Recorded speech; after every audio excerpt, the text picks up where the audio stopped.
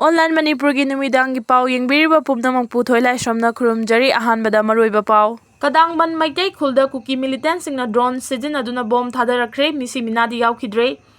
Manipur lengang na Manipur ki tampak amasung singa tainaba chingi mafam kayada bunker saduna lairiba Kuki militant sing takthokpa ngamdabadagi yamna toina maitai khul singda nongmai amasung bom kapsinduna landarakpagi thabak chatharakli.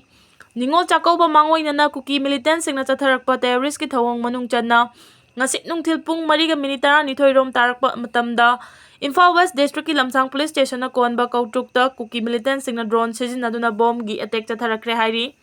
Pauche asina khunja singdagi fangba paugi matung inadi drone sizinaduna thadarakiba bomb adu kadangban mayai lekai da leiba Okram Jugin 38 kauba mioi amagi yumgi chaksang maya da taduna pokhaiki. Bom thadarakliba matam adu hauji kadangban part 1 dagi Lairen Sajik Fawbat Lambigi Paring asi Koilas Thabadagi Thabak Paikhatpana maram oiduna engine ngangbagi ahoba makhol marakta bom adu thadarakpadagi miyamna taba fangkidabani adubu marang nakpa khunjasingna uhobagi matung inadi drone ama thuba matamda mafam aduda paisillaklaga bom adu thadaramlaga khulai thuna amuk paiki hairi laibak phobadi bom adu pokhaiba matamda miyoi amata aso apan nangkhide hairi adum oinama khunjasingda yamna chauna mi paiba pokpadagi safagadaba mafamda tasenduna leiba hoknare Thaudo asigi pau tabadagi manang nakpada leiba security amadi atai security force thomjinduna hojik makha tana ngak senbagi thabak chathaba hokre hairi.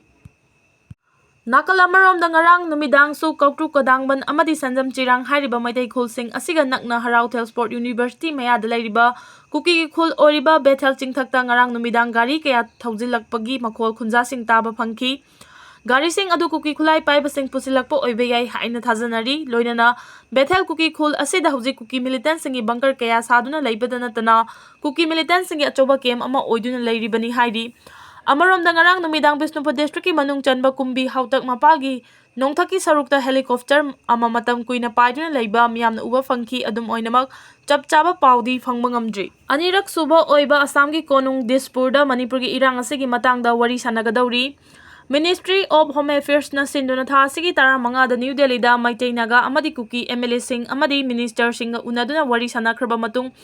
Anirak suba mifam oina lakadoriba numit kharani asigi manungda Assam ki konung Dispur gi mafam amada mifam pangthoklaba yai haidi Guwahati da based tawa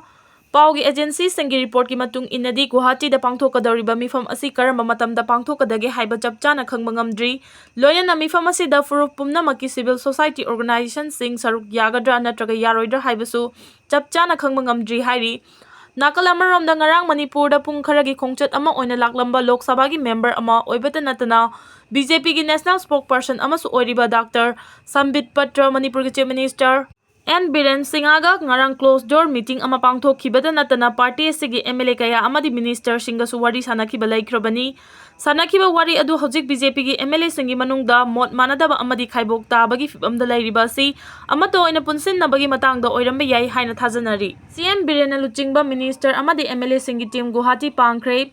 Manipur ki chief minister Nongthumam Biren luchingba minister amadi MLA singi team amangasi ayu Guwahati gi damak Imphal thadokre hairi Pauche asina thajaba yaba mafamdagi fangba paugi matung inadi chief minister na luchingkhiba team adu ngasi ayuk Imphal gi international airport agi ayuk pung 8:19 taba matamda Indigo flight number 6E5203 da Guwahati gi dama Imphal thadokhibani hairi Chief Minister N. Biren luchingna chatliba khongchat adu da Works Minister Govindas Konthaujam PHED Minister N. Susindro MLA Sapam Kunjakesor KH Ibomcha Singh Losi Dikhop TA Santi amadi ex MP J Kumosu loinaki Chief Minister na luchingba khongchat asi Arunachal Pradesh ta pangthokadawa thorom ama saruk yaba chatpa oibe yai haina thajanari adubu khongchat asigi chapchaba paudi khangba ngamdri